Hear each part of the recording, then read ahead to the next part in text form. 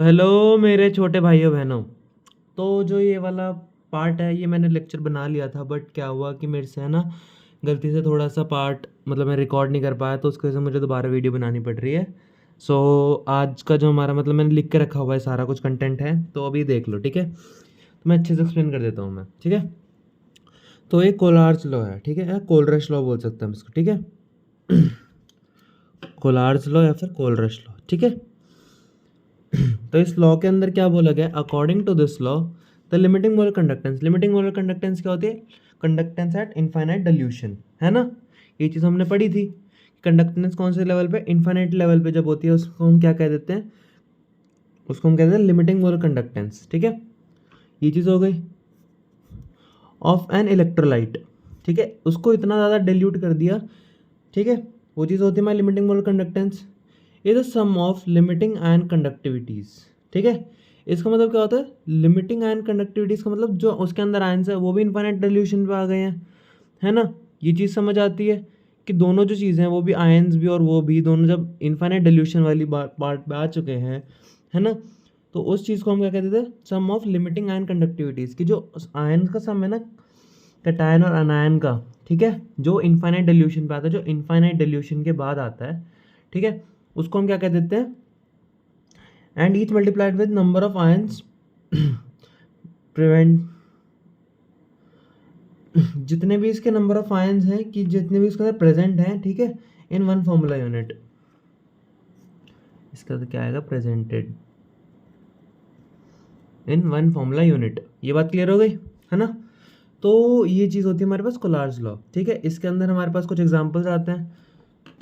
कुछ एग्जांपल देखो क्या होते हैं। जैसे हमारे पास लैम्डा है, हमारा लैम्डा क्या होती है? इनफाइनाइट डिल्यूशन वाली चीज़ होती है ना। तो हमारे पास लैम्डा NaCl है, ठीक है, Na positive plus Cl negative, ठीक है। CH3COOH है लैम्डा, ठीक है। Lambda is equals to CH3COH। इसमें कोफिशिएंट जो होता है नीचे की तरफ लगता है। हाँ, एक बात और समझो, हमारे पास ये है, ये वाला एग्जाम्पल से समझो, ठीक है। ये वाला एग्जाम्पल है हमारे पास, ठीक है। तो हमारे पास अगर लैम्डा Al2SO3 है, SO4 3 है, ठीक है, SO4 है ये, ठीक है। Al2SO4 3 है ये, ठीक है। ये चीज़ है। तो इसके अंदर इसने क्या कहा है कि each multiply with the number of ions presented in one formula unit, कि आयंस इसके अंदर कितने हैं? 2, इसके अंदर 3 है। तो इसको है ना हम लैम्डा के आगे जो हम चीज़ें करते हैं ये वाली, ठीक है। जैसे हमने पिछले साल कौन सा वो एक चैप्टर था उसके अंदर हमने करा था, याद हो कि ये बात है ना। ये चीज़ क्लियर हो गई, है ना। तो मतलब कि जो हमारे पास है ना कोफिशिएंट है, समझो यहाँ पे 2 है, तो मतलब कि यहाँ पे आगे लग जाएगा इसके आगे। ये 3 है तो इसके यहाँ आगे लग जाएगा, ये आगे। ये बात समझ आती होगी, ठीक है। तो ये चीज़ होती है इसके अंदर। तो कोलार्ज लॉ कुछ डिफिकल्ट नहीं है, बस इसके अंदर ये चीज़ है कि यार समझो हमारे पास हमने इनफाइनाइट डिल्यूशन कर ली किसी भी चीज़ की, ठीक है, ठीक है। तो अब इसके अंदर आगे देखो क्या है। अब एग्जाम्पल है एक, ठीक है, अच्छे से समझना इस एग्जाम्पल को, ठीक है। यहाँ शुरू एग्जाम्पल पूरा एंड तक जाते जाते, ठीक है। समझो हमारे पास है कैलकुलेट द आयंस। कैलकुलेट क्या हमें निकालना है?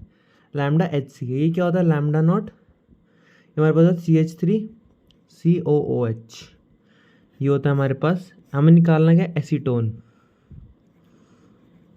ठीक है। ये चीज़ हमें निकालनी है। किससे निकालनी है हमें? हमें क्या दे रखा है? 3 चीज़ दे रखी है हमारे पास। NaCl दे रखा है, हमें HCl दे रखा है, और हमें दे रखा है लैम्डा NaCOH, ठीक है। नहीं, लैम्डा COO दे रखा है हमारे पास, ठीक है। ये चीज़ है हमारे पास, ठीक है। तो हमने इसको अलग अलग कर लिया, समझो हमने इसको ऐसे कर लिया, ठीक है। ये हमारे पास ये आ गया, ये आ गया, ये आ गया, ये आ गया, ये आ गया और ये आ गया, ठीक है। हमें निकालना क्या क्या है? हमें चाहिए H, चाहिए हमें एक तो, है ना। टारगेट हमारा ये है, ठीक है। हमारे पास अवेलेबल क्या क्या है? ये है, Na वाला आएगा यहाँ पे, ठीक है, Na। हमें टारगेट वाला तो हमारे पास ये चाहिए हमें, ठीक है, मतलब कि यहाँ पे H पॉजिटिव चाहिए।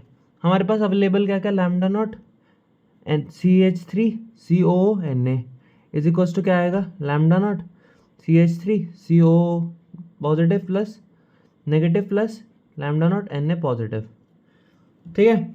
ये बात समझ आ गई होगी। तो इसके अंदर हमें अब इसके अंदर देखना क्या आएगा। इसके अंदर हम देखो क्या क्या ऐड करें, क्या क्या सब्सट्रैक्ट करें। इसको तो हमें ऐड करना पड़ेगा, ठीक है, इसको तो हमें ऐड करना पड़ेगा।